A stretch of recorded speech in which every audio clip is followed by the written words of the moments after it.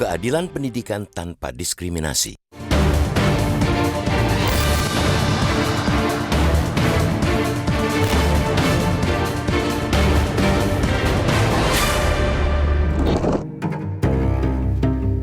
Sembilan hakim di Mahkamah Konstitusi (MK) lagi-lagi membuat geger. Kali ini mereka menyasar sistem pendidikan yang berlangsung selama ini di tanah air. Lembaga yang terletak di Jalan Merdeka Barat itu kembali mengoreksi peraturan perundangan. Tujuan utamanya demi kemaslahatan dan penegakan konstitusi. Namun masih ada keanehan di sana-sini. MK mengoreksi pasal 34 ayat 2 Undang-Undang Nomor 20 Tahun 2003 tentang Sistem Pendidikan Nasional, Sisdiknas. Mahkamah kembali menegaskan negara harus hadir di dalam sistem pendidikan tanpa diskriminasi. Namun, hawa diskriminasi tidak sepenuhnya hilang. Masih ada pengecualian untuk sekolah swasta tertentu. Mahkamah memang berprinsip bahwa keadilan pendidikan mesti ditegakkan. Mahkamah juga berprinsip bahwa pemerintah tidak boleh hanya hadir di sekolah negeri dan seakan mengabaikan sekolah swasta. Apalagi konstitusi telah mengamanatkan setiap warga negara wajib mengikuti pendidikan dasar dan pemerintah wajib membiayainya. Maka sudah semestinya pemerintah membiayai sekolah negeri dan swasta tanpa kecuali demi pemenuhan kewajiban warga negara untuk mengikuti pendidikan dasar. Putusan itu bisa berdampak kemana-mana, terkhusus di persoalan anggaran negara dan daerah yang terbatas. MK juga menyadari hal itu. Para hakim konstitusi tentu sudah mempertimbangkan kondisi keterbatasan anggaran sebelum mengambil keputusan. Bahkan mungkin mereka juga sempat berada di persimpangan dilema antara menjaga kondisi anggaran negara dan membiarkan pelanggaran konstitusi. Dan MK akhirnya memilih untuk menjaga konstitusi dan kepentingan publik.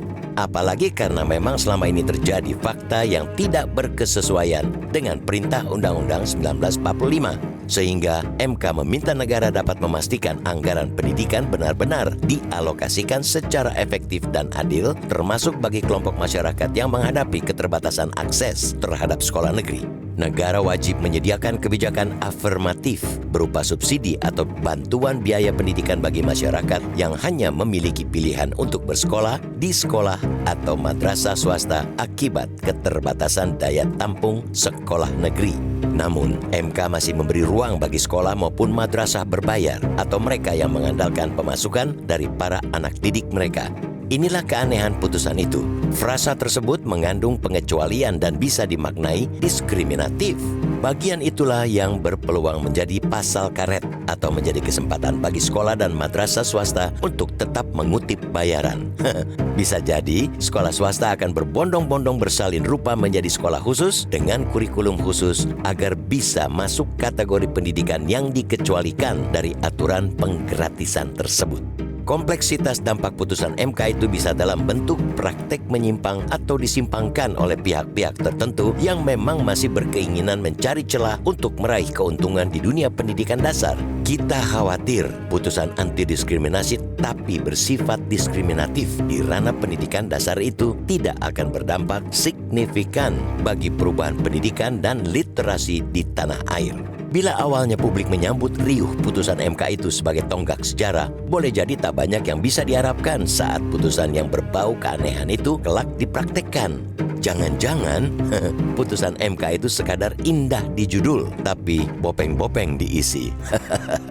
Padahal bila hendak menjadikan Indonesia Emas 2045, tolak ukur utama ialah tingkat pendidikan dasar dan wajib belajar mesti tuntas. Tanpa itu, Indeks Pembangunan Manusia IPM Indonesia terus melandai saja. Apalagi bila mengacu data Badan Pusat Statistik BPS yang masih menunjukkan rata-rata lama sekolah penduduk Indonesia pada 2024 masih berada di 8,85 tahun. Itu artinya pendidikan dasar yang ditandai wajib belajar 9 tahun belum tergapai. Kalau mereka tidak mampu menempuh pendidikan dasar secara optimal akibat aturan yang diskriminatif, susah membayangkan bagaimana bangsa ini menggapai keemasan.